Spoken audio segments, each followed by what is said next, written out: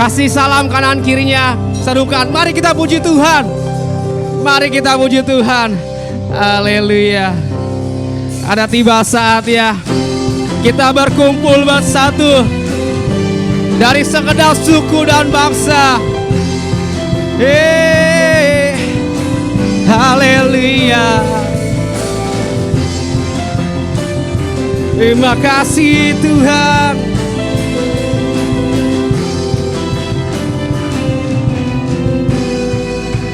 Mari serukan, tiba saatnya. Tiba saatnya kami berkumpul bersatu dari setiap suku dan bangsa. Haleluya. Berdiri di hadapan tata anak. Mari kita nyatakan. Menyatakan. Hey, hey. Keselamatan bagi Allah yang duduk dan bertata. Kami naikkan pada anak domba. Pujian dan kekuatan, hormat dan kekuasaan, kemuliaan bagi Dia selamanya. Hey, hey. Terima kasih Tuhan. Mari dari setiap suku, dari setiap bangsa kita puji Tuhan. Tiba saatnya. Tiba saatnya kami berkumpul bersatu. Dari mana Bapak Saudara? Dari setiap suku dan setiap bangsa berseru. Berdiri di hadapan tata anak. Satu suara. Mari nyatakan dengan kencang. Hey, hey. Keselamatan bagi Allah yang duduk dan bertata. Kami naikkan pada anak domba. Pujian dan kekuatan, hormat dan kekuasaan, kemuliaan bagi Dia selamanya. Oh, keselamatan bagi Allah, keselamatan bagi Allah yang duduk dan bertata. Kami naikkan pada anak domba. Pujian dan kekuatan, hormat dan kekuasaan, kemuliaan bagi Dia selamanya. Kemuliaan bagi Dia selamanya. Kemuliaan bagi Dia selamanya. Haleluya. Terima kasih Tuhan. Kemuliaan hanya bagi-Mu. Beri kemuliaan bagi Tuhan. Sorakan haleluya. Sorakan haleluya. Haleluya. Mari menetap dalam hadirat Tuhan. Bila ku buka mataku dan lihat wajah-Mu, ku terkagum. Bila ku lihat hidupku dan karya tangan-Mu, ku tersanjung karena semua yang baik dalam hidupku itulah karya-Mu. Kau beri kesempatan yang baru dan ku ingin mengenal-Mu Tuhan lebih dalam dari semua yang ku kenal. Tiada kasih yang melebihi-Mu.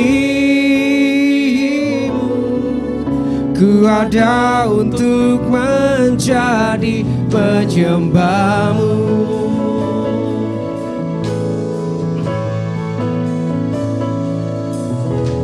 Bila ku buka mataku dan lihat wajah-Mu,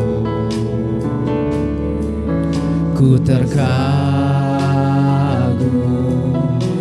Bila ku lihat hidupku dan karya tangan-Mu, terima kasih Tuhan. Ku tersanjung karena semua yang baik dalam hidupku itulah karya-Mu. Kau beri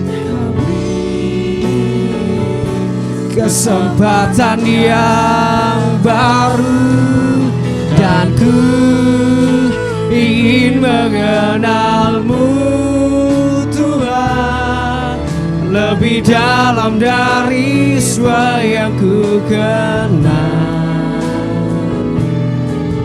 Tiada kasih yang melebihi-Mu. Ku ada untuk menjadi penyembah. Bapak Ibu Saudara, saya undang untuk bangkit berdiri.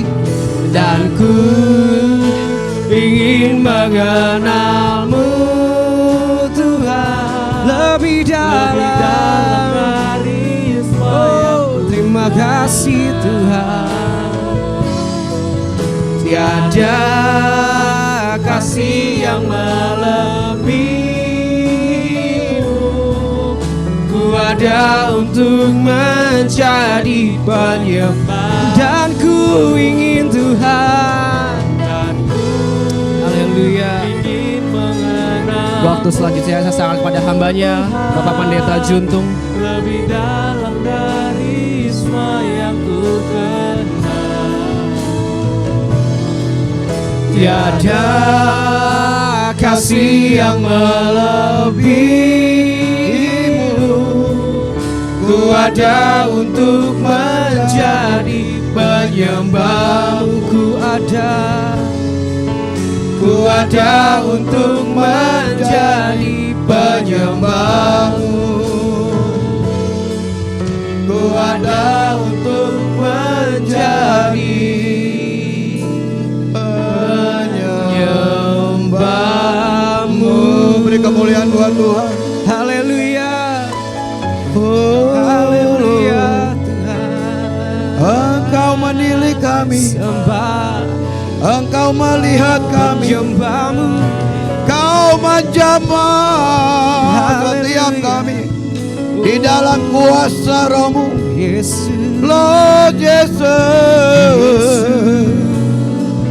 Jamah setiap roh kami, Ya, jamah setiap roh kami Bapa, satu persatu Bapa.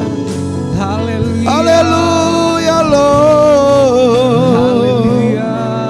Terpujilah Engkau, Allah yang heran, Allah yang kudus. Haleluya. Terpujilah Engkau selama-lamanya. Kami mengucap syukur Tuhan. Dari pagi hingga siang ini kami melayani Tuhan.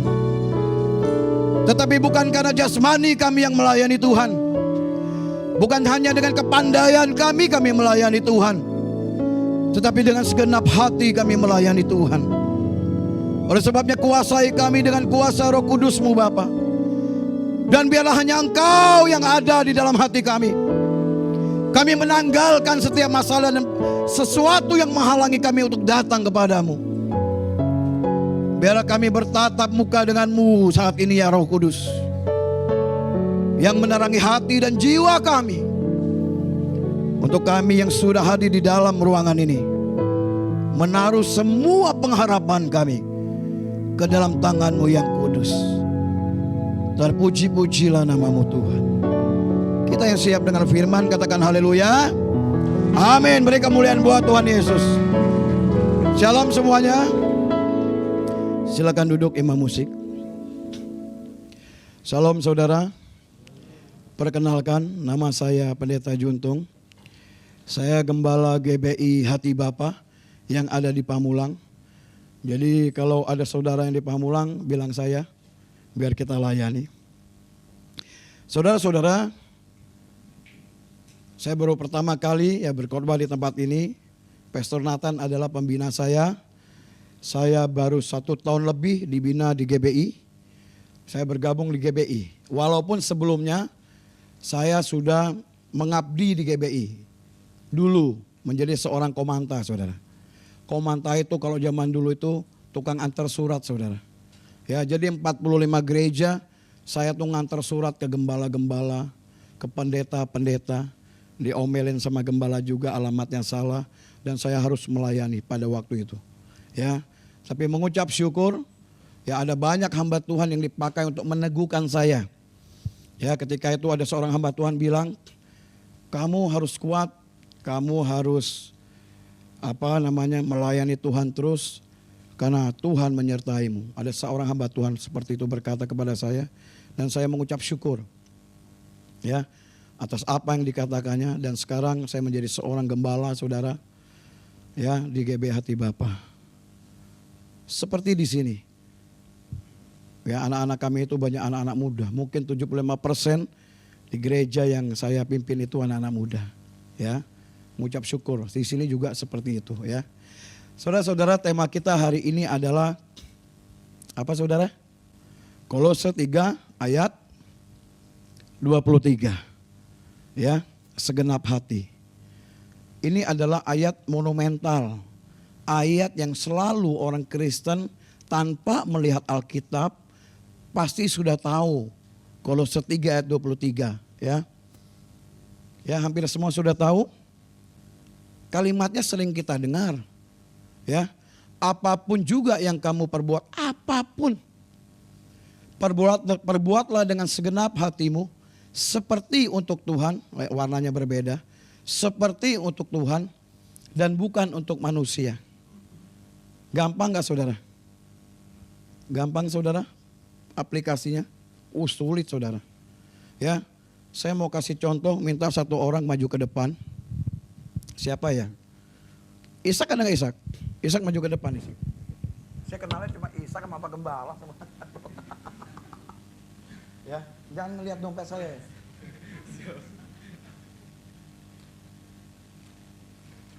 Jangan yang merah ya, Sak. Yang biru saja.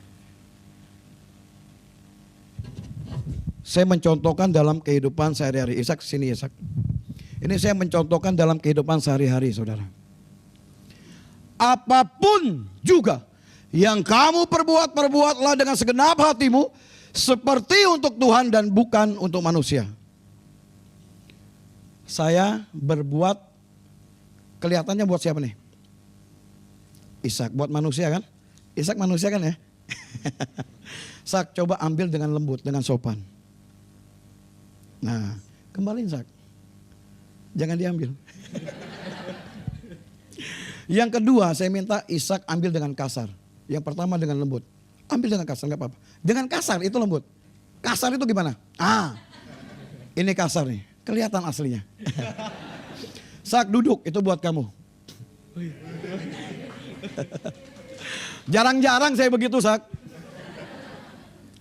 Apapun yang kamu perbuat, perbuatlah dengan segenap hatimu seperti untuk Tuhan dan bukan untuk manusia. Saya ngasih Ishak. Lalu dia dengan sopan ngambil. Yang pertama. Yang kedua saya ngasih Ishak. Kasar dia ngambilnya. Tetapi saya harus tetap berbuat dengan segenap hati saya untuk Ishak yang kelihatan.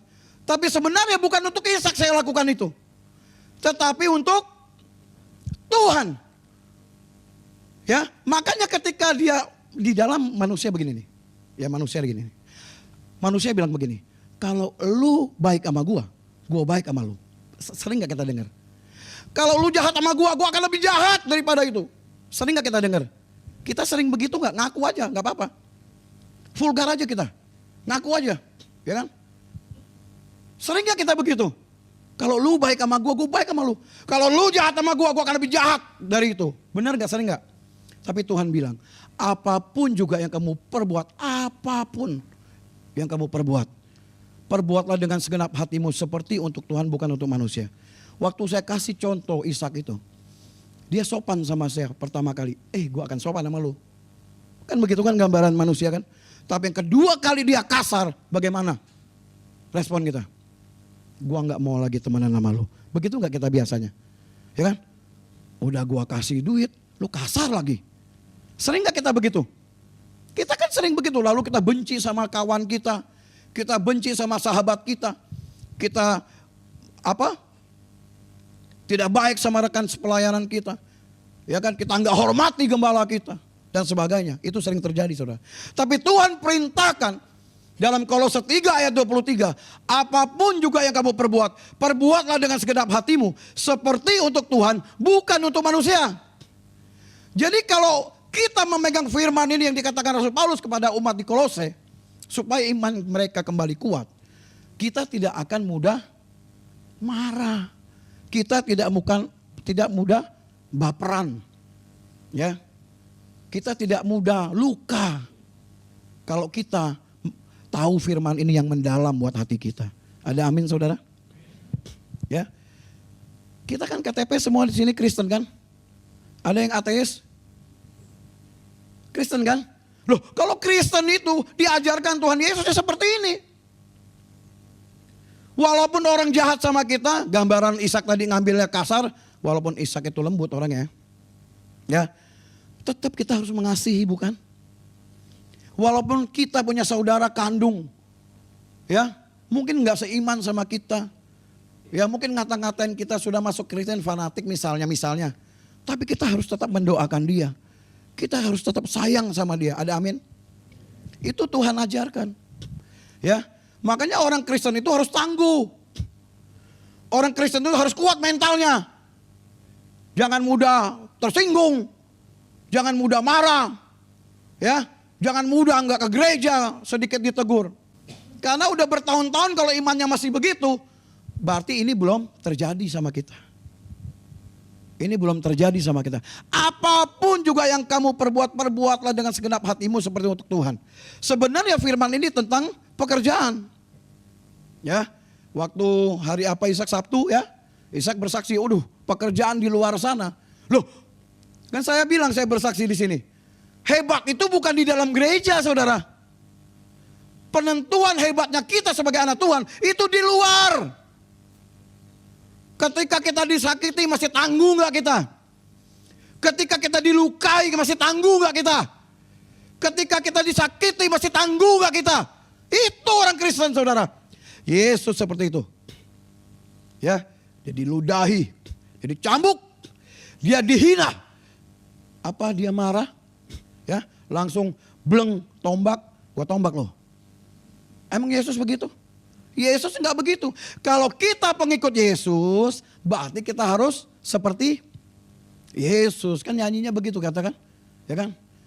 Ku mau sepertimu Yesus, disempurnakan selalu. Bohong, gampang marah ketika kita disakiti.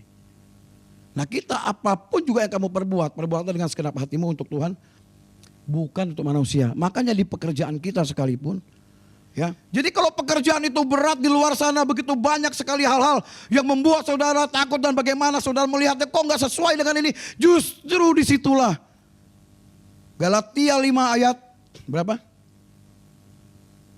20 ya. Disitulah saudara ya tentang buah roh 9 karakter. Disitulah saudara dipertaruhkan apakah saudara orang Kristen atau tidak.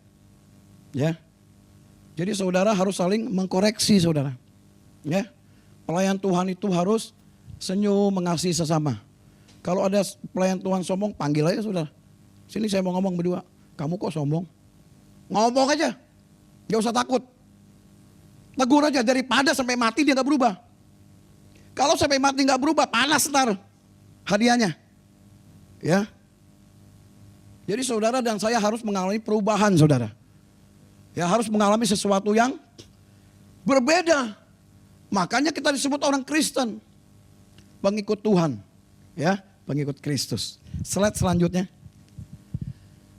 Nah, arti kata segenap hati benar-benar, amat, betul-betul, tekun, sepenuh, sangat, serius, sungguh-sungguh. Segenap hati itu melakukan semuanya, apapun, kata firman tadi. Dengan cara memberi yang terbaik. Kita bukan jadi yang terbaik saudara. Kalau jadi terbaik, kita akan menonjolkan diri kita.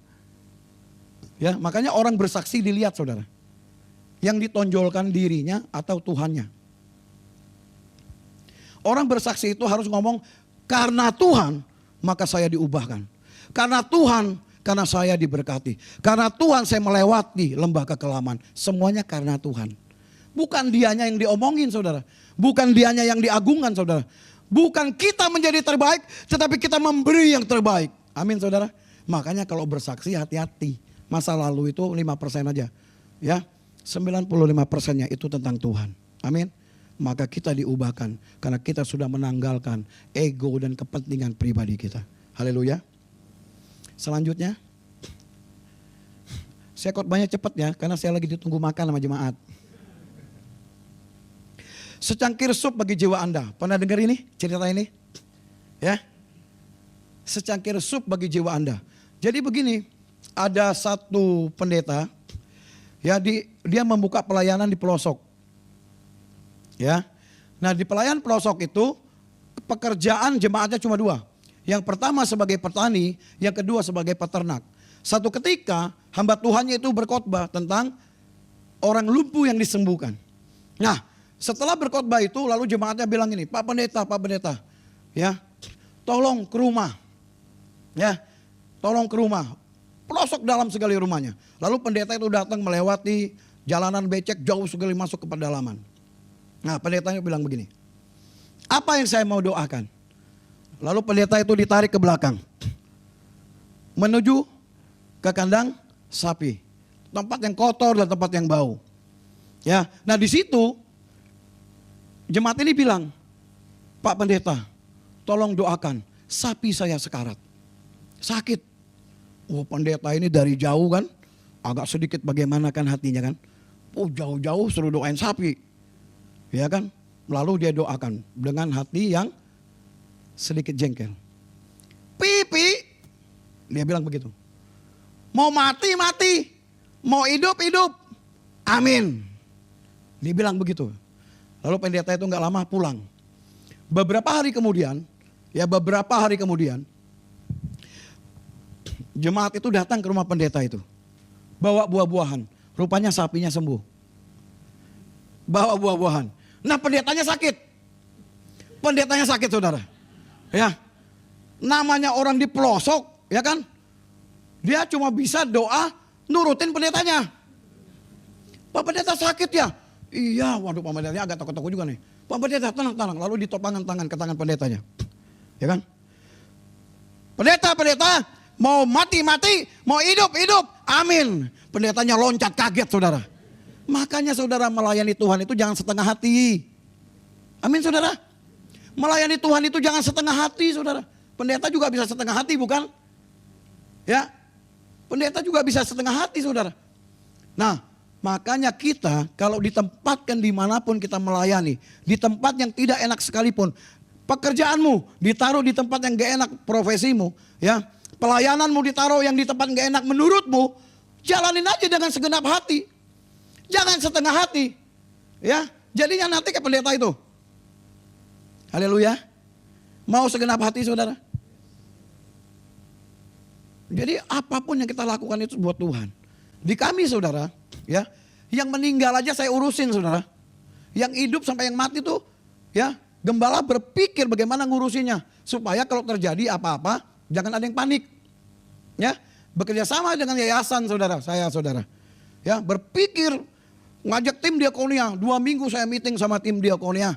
Ya, di mixway nongkrong, minum, udah kembung, belum ada kesimpulan. Ya, ngobrol bagaimana caranya, jemaat semakin bertambah. Ya, ruko udah penuh nih. Jemaat makin bertambah, gimana caranya kita ini? Ya, berpikir. Soalnya kalau ada yang meninggal itu kan panik biasanya kan. Nah, saya mikir harus di gereja urus. Harus gereja tanggung jawab gimana caranya? Akhirnya mulai kesimpulan. Ya. Jadi gereja itu berdiri juga harus genap hati. Tidak boleh setengah hati. Mengurus jemaat. Jadi harus begitu. Pelayanan saya 24 jam. Ya, jam 2 pagi bisa dipanggil, jam 1 pagi bisa dipanggil. Jam 3 pagi bisa dipanggil. Yang penting sediain makanan. Ya, ada yang meninggal itu ya, saya siap. 24 jam. Sekarang saya buka usaha, jam 3 pagi, jam 4 pagi saya sudah bangun. Sama istri saya sama anak saya. Ngantar es saudara. Karena harus nabung duit buat beli tempat. Saya nggak mau ngandalin manusia. Saya fight orangnya, harus dengan segenap hati. Ya, nggak ada saya ngandalin manusia. Saya harus sungguh-sungguh sama Tuhan. Gitu kan? Bekerja orang, makanya orang yang di dalam gereja, yang hebat pelayanan, biasanya di luar itu dia hebat. Tapi kalau orang hebat pelayanan saudara, nggak segenap hati, di luar itu dia nggak hebat, berarti ada masalah. Ya, kita di depan sini saudara, jangan bangga saudara. Ya, kalau perbuatan kita juga menyakiti orang. Belajar merubah. Ya, minta Roh Kudus ubah kita. Kita nggak mampu rubah kita, saudara. Cuma Roh Kudus yang mampu rubah kita. Makanya harus belajar buka hati. Ya, orang sombong bisa jadi rendah hati. Kenapa? Buka hati. Kalau hatinya ketutup mulu, nyari kuncinya susah. Ya, jadi kita harus membuka hati buat Tuhan. Itu secangkir sup tadi. Nah sekarang pertanyaannya, bisa nggak sih sebenarnya kita ini segenap hati? Tolong dijawab dong, bisa nggak? Bener nih, mulai nangkep gak? Mulai nangkep kan? Ya, coba slide selanjutnya, slide terakhir. Biasanya yang terakhir gini enak ya, yang terakhir, karena bentar lagi selesai. Ya, ini terakhir bagian pertama. Coba tolong dibuka, dibacakan satu orang, Kolose 3 ayat 1 dan 2. Satu orang minta tolong. Yuk.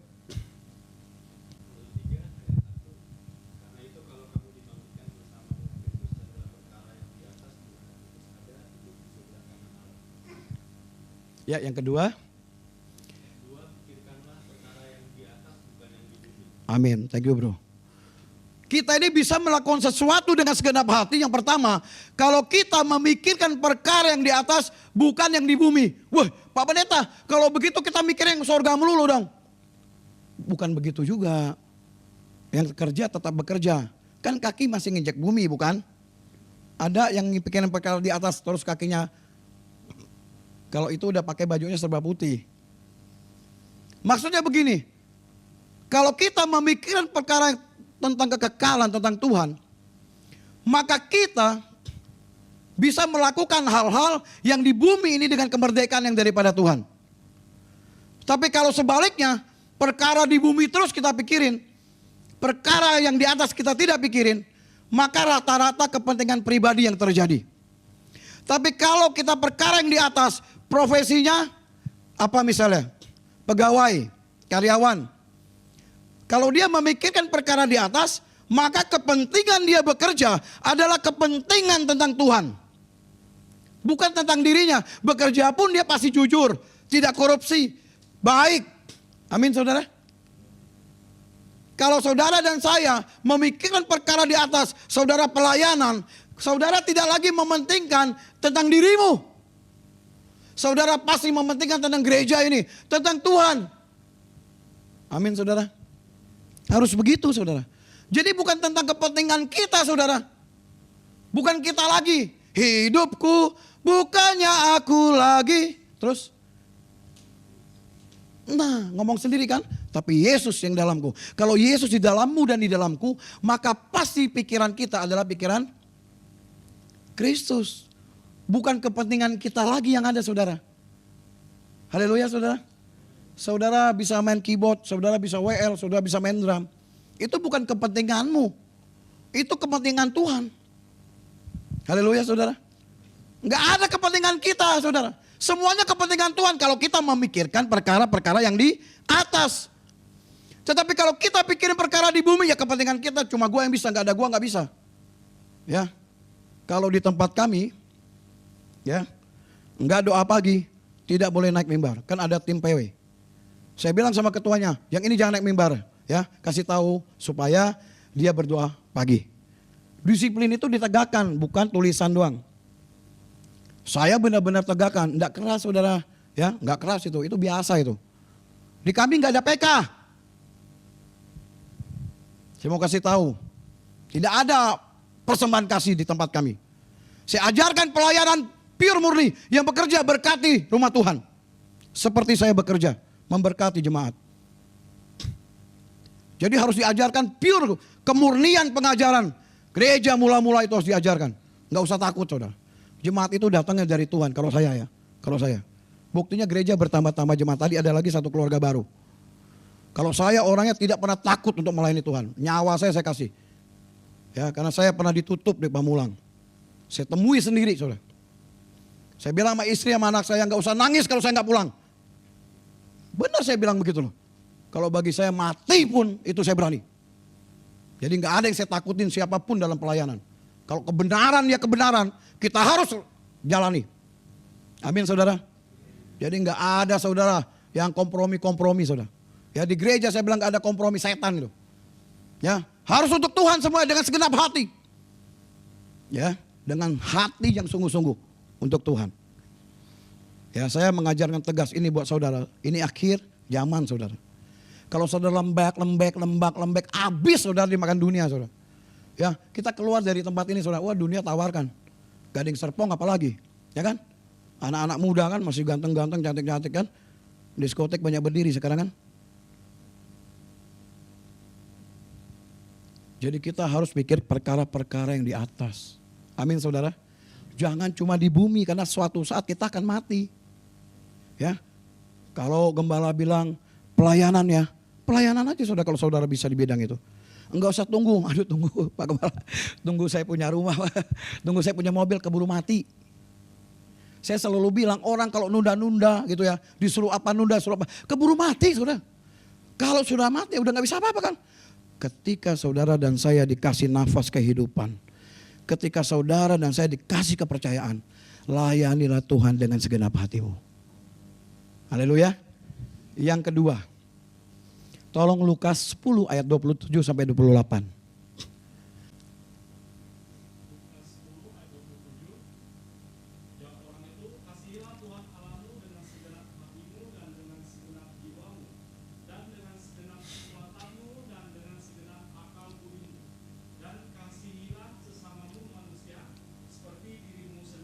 Amin. Amin. Silakan duduk. Terima kasih bro. Ya, yang dikasih siapa dulu? Yang dikasih siapa dulu? Tuhan. Ya kan, Tuhan kan. Baru manusia ya. Seperti dirimu sendiri. Benar enggak kita ini sudah ngasih Tuhan dengan segenap hati, segenap jiwa, segenap kekuatan, segenap akal budi? Sudah benar? Sudah belum saudara? Kira-kira saudara sudah belum? Yang Kristen udah berapa lama? Yang udah 30 tahun siapa Kristen? Wah, si bro. Wah. Banyak nih ya. Saya dari agama yang berbeda ya, mama saya. Nah, papa saya keturunan Timor. Ya, ada darah Ambon, ada darah Batak. Makanya saya galak. Ya, saya agak sedikit keturunan dari orang tua dari Timor. Nah, orang tua kami yang dari Timur itulah yang membawa kekristenan di keluarga kami yang Chinese. Ya, papa saya. Ya, tetapi ketika dia mengasihi Tuhan lebih dahulu, ya, otomatis ketika keluarga besar kami itu dikasihi juga. Mengasihi Tuhan itu banyak orang pakai logika, pakai kepandaian, tidak pakai emosional. Mengasihi Tuhan itu harus dengan emosional, dengan hati, ya, menyembah. Sungguh, kalau di pagi hari di grup gereja kami itu mulai jam 3 pagi, tang teng tang teng tang teng tang teng, saya bilang setiap pagi, ya, baca firman, share firman. Ada umat yang baru udah berapa bulan share firman. Kenapa? Karena Yohanes 1 ayat 1 bilang apa? Pada mulanya adalah firman, firman itu bersama-sama dengan Allah, dan firman itu adalah Allah sendiri. Roh Kudus itu dunamos, dinamit. Kalau kita tidak pernah share firman, kalau kita tidak pernah menginjil, kalau kita nggak pernah cari jiwa, kita nggak pernah memakai dunamos itu, kita tidak pernah memakai dinamit itu, saudara. Haleluya, saudara. Makanya ketika saya kemarin bersaksi ke anak-anak muda di tempat ini, anak muda ada berapa? Jemaat sini ada berapa? Lipat gandakan. Kalau kita ini tidak mencari jiwa, kan banyak orang yang tidak ke gereja, orang Kristen, benar gak? Yang kepahitan, yang males, ya, yang udah gak peduli dengan agama, itu kan dikatakan Timotius tuh, akhir zaman, ya kan? Nah, intinya itu akhir zaman itu orang banyak lupa agama. Nah, anak-anak muda ini bentengnya. Kalau ada anak muda di gereja, berarti ada penerus nanti. Kalau nggak ada anak muda, susah, nggak ada penerus. Ya kan kami ini kan nanti kan akan kakek-kakek. Harus ada penerusnya. Gereja nggak boleh mati. GBI Hope nggak boleh mati. Harus ada anak-anak muda yang meneruskan pelayanan di sini. Ada amin, saudara? Nggak boleh stop kepada gembala. Kalian harus tangguh. Ya, makanya saya bilang begitu, anak muda kami kemarin bawa 4 jiwa. Ya, dahsyat. Nah, lagi nyari tempat buat Natal, buat reret. Jadi kita itu harus gitu, harus tangguh. Ya, kita harus bangun diri kita. Jangan biasa-biasa, Kristen yang biasa aja kita. Gereja-gereja aja udah, ya pulang-pulang aja udah, nggak peduli. Ada jiwa, ya, nggak diajak ke gereja. Ya, ajak. Ya. Nah, kita jangan pakai logika kita mengasihi itu, Tuhan itu. Jangan hanya pakai logika kita, pakai hati kita. Masih punya hati, saudara? Masih kan? Kalau kita punya hati, Amsal 3 ayat 3 katakan, janganlah kiranya kasih dan setia meninggalkan engkau. Kalungkan itu pada lehermu dan tuliskan itu pada loh hatimu. Amsal 3 ayat 3. Loh hati itu artinya batu yang paling keras, yang paling dalam. Ya, loh batu, kalau loh batu. Kalau loh hati, hati yang paling dalam. Di situlah Roh Kudus bertata. Di situ ada Roh Kudus. Makanya itu ucapan itu timbul dari hati. Perbendaharaan yang buruk keluar dari hati yang buruk, saudara. Perbendaharaan yang baik keluar dari hati yang baik. Hati ini adalah sumber segala sesuatunya. Kalau saudara harus melayani Tuhan, layani dengan segenap hati dari dalam. Bukan dari ekstern. Damai, sejahtera, dan bahagia itu beda gak? Kalau di KBBI mirip dia. Mirip, kalau cek ke KBBI mirip. Tapi saya tafsirkan sendiri. Kalau menurut saudara saya tanya ya. Damai sejahtera itu sama bahagia itu sama gak? Sama gak? Beda, bedanya di mana? Kalimatnya, awas yang jawab kalimat. Di mana bedanya? Asik nih. Yang bisa jawab kasih goban. Ambilnya di Ishak. Ayo, bedanya apa kira-kira? Kira-kira aja enggak apa-apa ya. Oke, saya jelaskan ya. Ada yang lihat googling kayaknya nih. Enggak ada di Google, ini tafsiran saya. Yohanes 14 ayat 27 bilang begini, damai sejahtera kutinggalkan bagimu. Damai sejahtera kuberikan kepadamu. Apa yang kuberikan kepadamu dunia enggak beri. Jangan gentar dan gelisah hatimu. Yohanes 14 ayat 27. Kalau damai sejahtera itu dari intern. Amsal 3 ayat 3 tadi.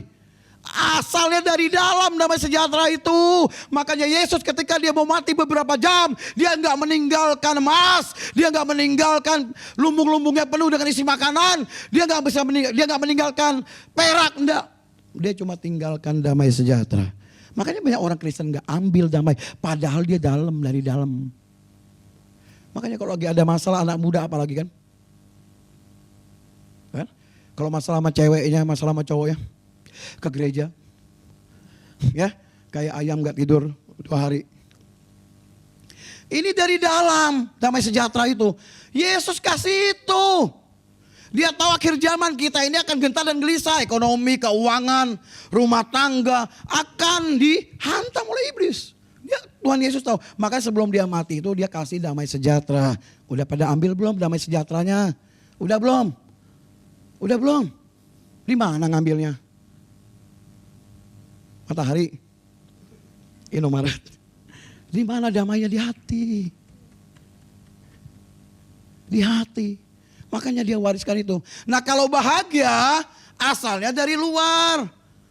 Pekerjaan dapat bonus. Wah bahagia langsung ke Bali. Jiwanya dihibur. Perasaannya seneng. Ketika Kang tahu usaha. Dapat Kang tahu atau Kang tahu? Kang tahu apa? Cuan. Kalau duit ya cepet. Kalau dapat Kang tahu ya cepet tiau. Ya 1 bulan. Oh. Pas nggak dapat Kang tahu, sepi dagangnya. Kerjaan lagi dihambat. Kerjaan lagi susah. Omset menurun. Bahagianya hilang nggak? Hilang.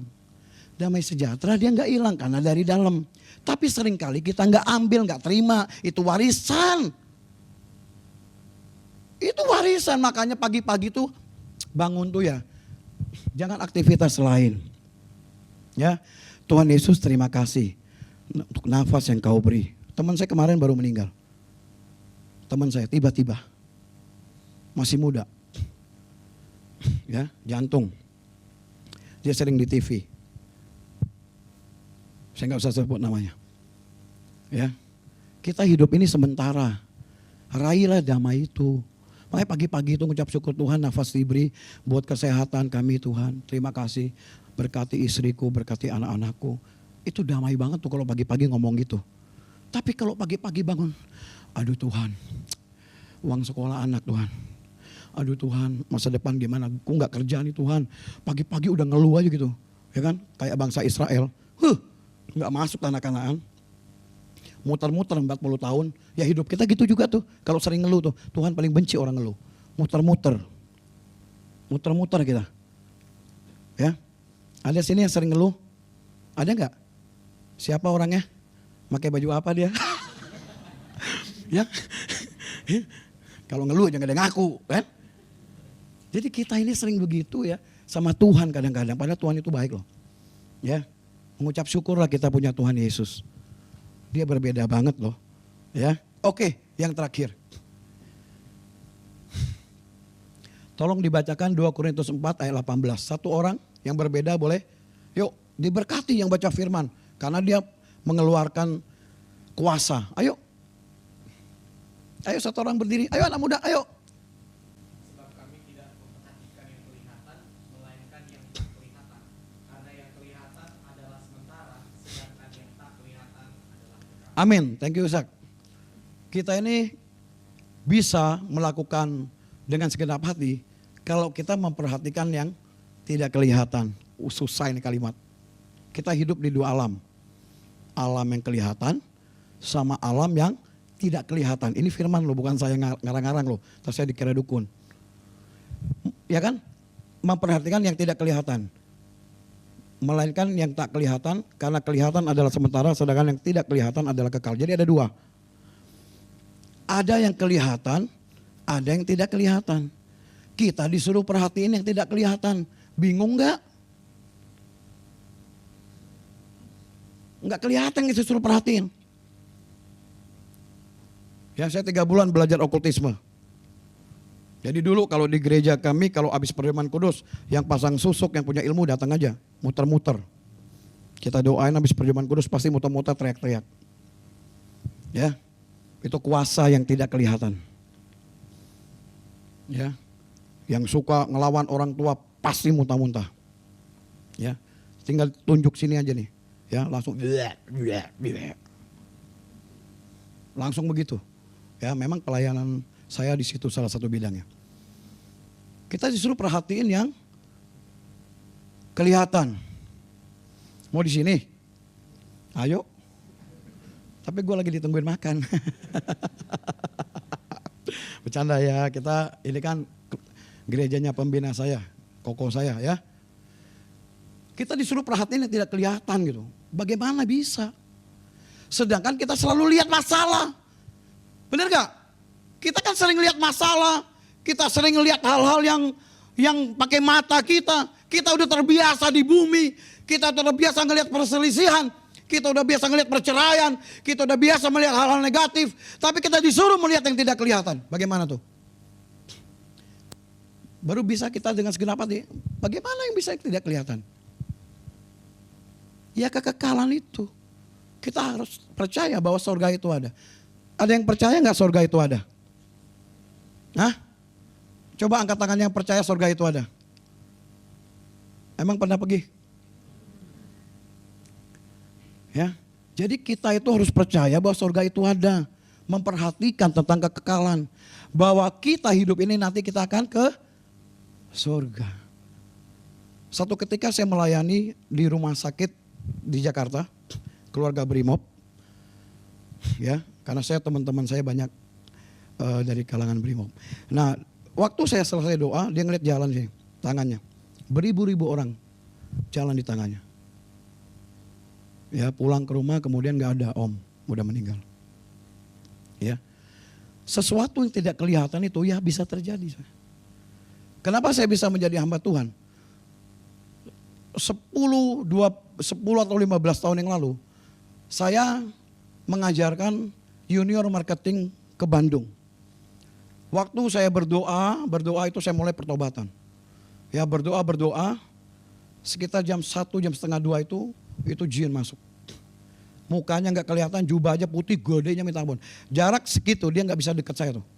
Dia nggak bisa, mau datang nggak bisa begini dia. Oh, saya ngelihat, waduh, saya kan ketakutan walaupun udah doa. Siapa yang sini nggak takut sama setan? Hah? Yang nggak takut sama setan siapa? Mau ketemu nggak? Saya pernah ketemu beneran. Nah, waktu dia gitu-gitu nggak bisa, langsung dia banteng pintu, langsung saya pukulin tuh supir. Setan. Saya takut. Dia bilang gini, ngigok lu gitu. Padahal saya ngelihat benar-benar dia banteng, itu di alam roh. Dari situ saya langsung menjadi kayak Superman. Saya berani sekali melayani Tuhan. Jadi kalau saudara suka berdoa, ada perlindungan Tuhan. Kalau segenap hati ya. Kalau saudara doa segenap itu ada perlindungan Tuhan. Saya doanya doa sederhana kok. Jadi kalau orang gak pernah berdoa, nah maka temannya banyak setan.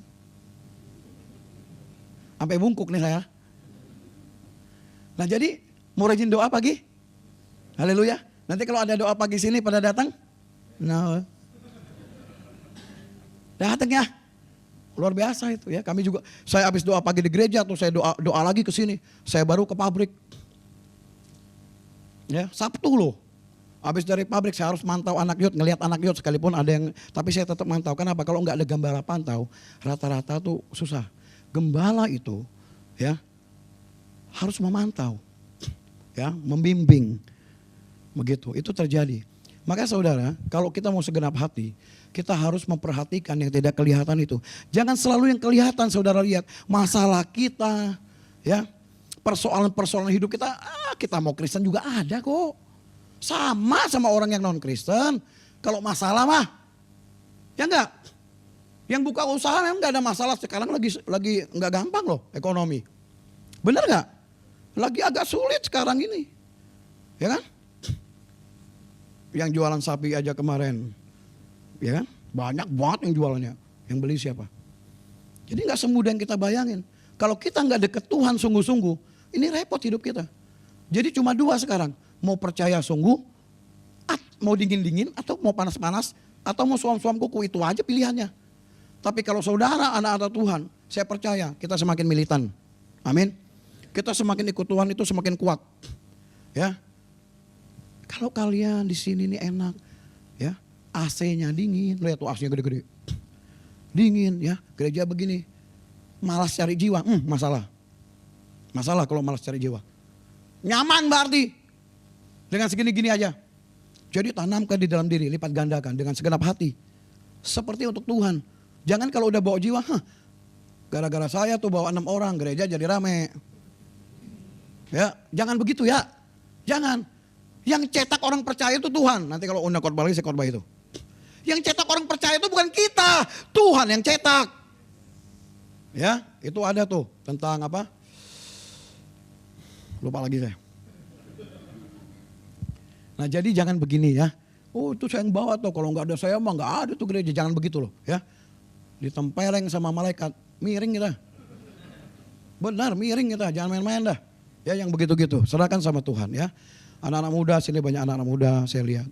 Kalian harus dukung gereja ini. Ya nggak ada kalian tuh ya.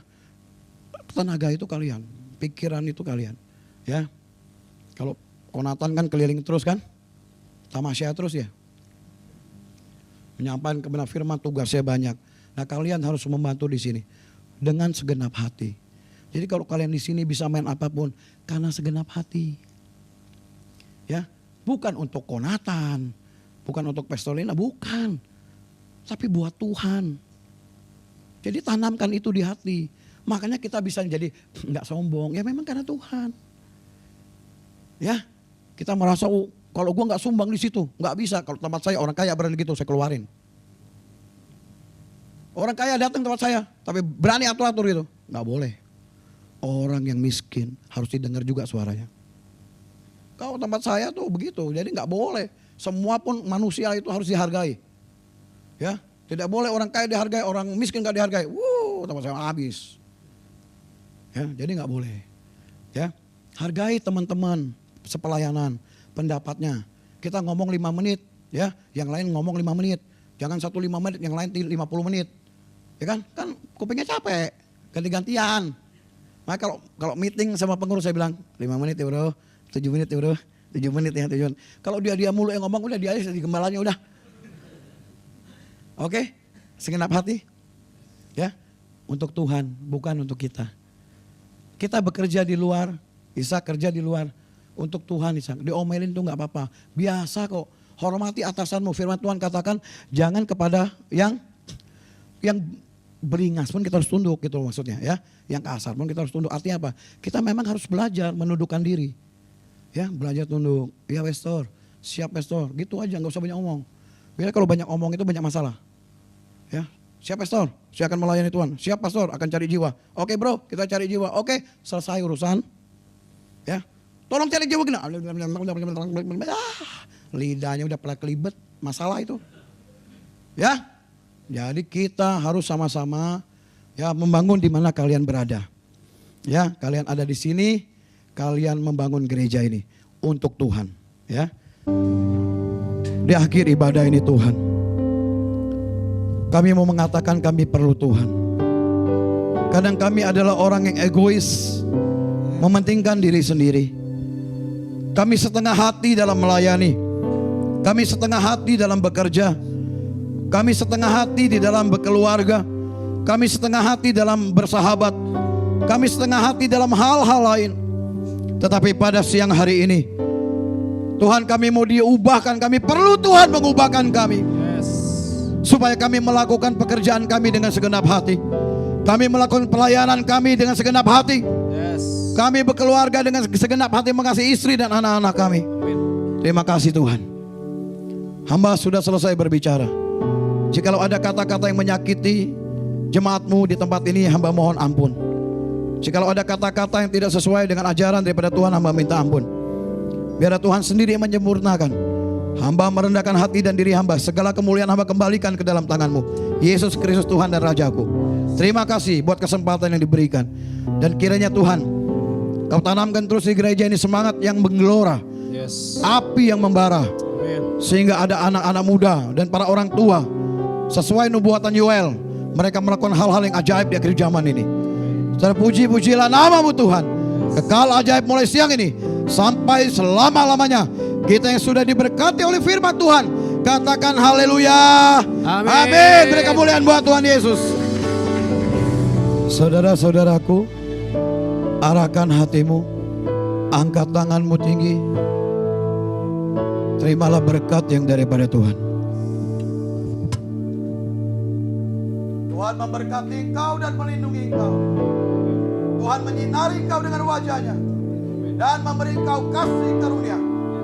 Tuhan menghadapkan wajahnya kepadamu dan memberi engkau damai sejahtera.